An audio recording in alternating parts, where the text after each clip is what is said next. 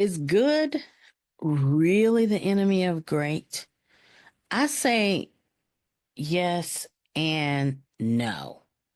In this episode of the Quiet Impact Podcast, I share insights about this thought as always being true that many of us have quoted as part of our personal development growth mantra.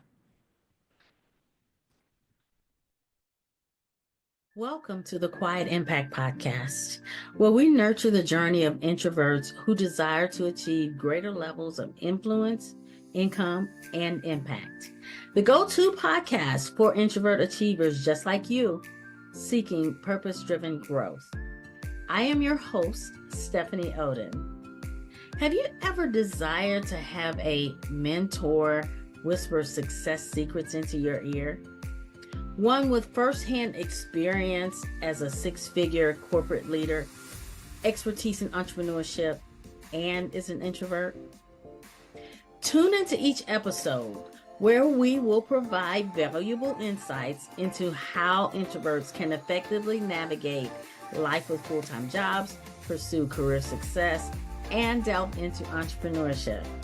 We will explore various business and career topics related to self-discovery, achieving success, and finding joy in the journey.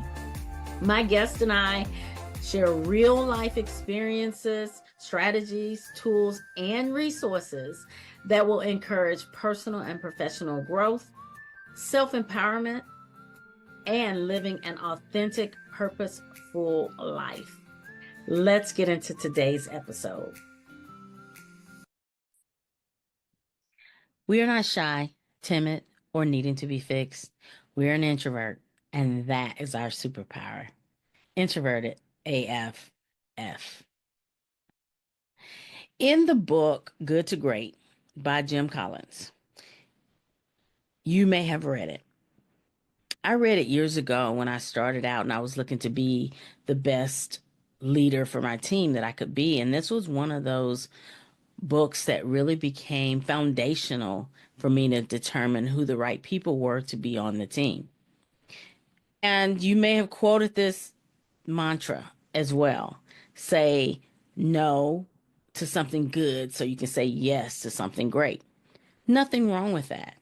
But here's where I'm going to challenge that. Is good the enemy of great, or is great the enemy of good?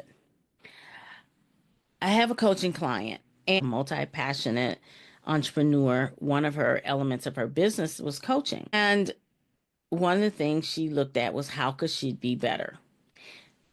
How could she be great? She found someone she admired, that she was in alignment with, that she resonated with, and she was looking to model that person, to be like them. Well, here's where great is the enemy of good. When I talked to her on the next session, the problem that she had where she found herself paralyzed was that she couldn't flip the switch immediately. She's a good coach. In her mind, she couldn't flip the switch immediately to, but I want to be a great coach. And if I'm not a great coach, then am I really qualified to coaching? Am I really qualified to do this? And this whole internal conversation started to play in her mind. Made up, but perception is real. Perception is everything. And here is something that we talked about that may help you. Great can be the enemy of good if you allow it to paralyze you from serving the people that are right in front of you. I am a football girl. I like football. I played it with my cousins when I was younger. I like football. I was in the band because they wouldn't let me play football. When you look at a coach, now I know it's a little bit different, but stay with me. When you look at good to great, you have different levels of coaches for different phases of the athletic ability. You have PAL coaches for those that are younger. You have middle school coaches. You have high school coaches. You have college coaches. You have NFL coaches. Granted, a high school coach may look at an NFL coach and think, I want to be a great coach like that. But he cannot, well, he really should not stop coaching at the level that he is at because he's not that coach yet. Because the person that needs what you have to offer, let's bring it back. Let's bring it back home and make it less hypothetical. Let's talk about my client. Let's talk about, I share with her in the session that we had.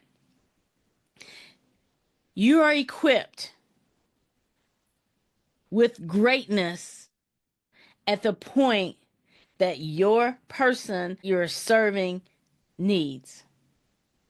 If you're a middle school coach, for example, use that analogy, you are equipped for the greatness that the person that you're serving needs. You are equipped for the leadership that your team needs. You are equipped for the skills that you need to reach those with your product and your service and your opportunity for what they need right now.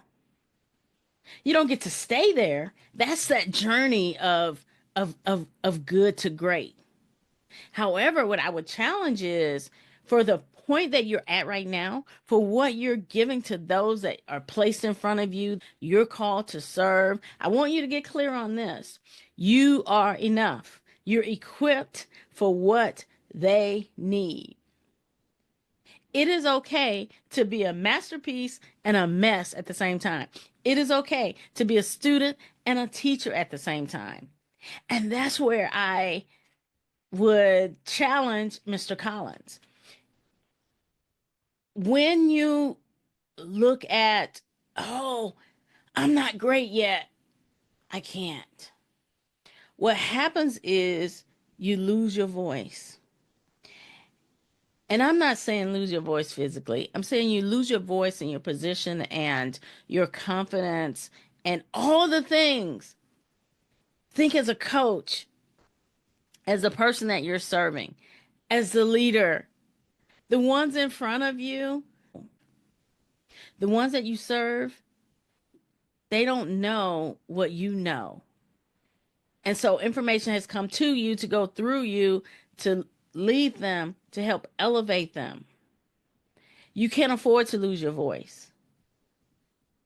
There's greatness in you at the level that you are at. So when you think about that quote, good is the enemy of great. Yes, there are times we need to say no to something good to say yes to something great. And I also put in front of you, great is the enemy of good. When you forget that the greatness you possess, you are equipped to serve those in front of you as you continue to elevate your skill set, get the coaching and mentoring you need, have the accountability partners, have the masterminds, have all the things you need to support you on your journey to be a better version of you. So when you get to the next level of service, you will be great to serve at that next level. Let me know your thoughts about this in the comments, and I look forward to seeing you on the next episode. Thank you for joining me today. It's been an absolute pleasure. Remember to head to my website, stephanieoden.com, and get your copy of the Success Pillars for Quiet Achievers. And you get instant access to that. I hope you enjoyed this episode of the Quiet Impact Podcast. Join us next week. And thank you so much for watching, for listening, and for subscribing.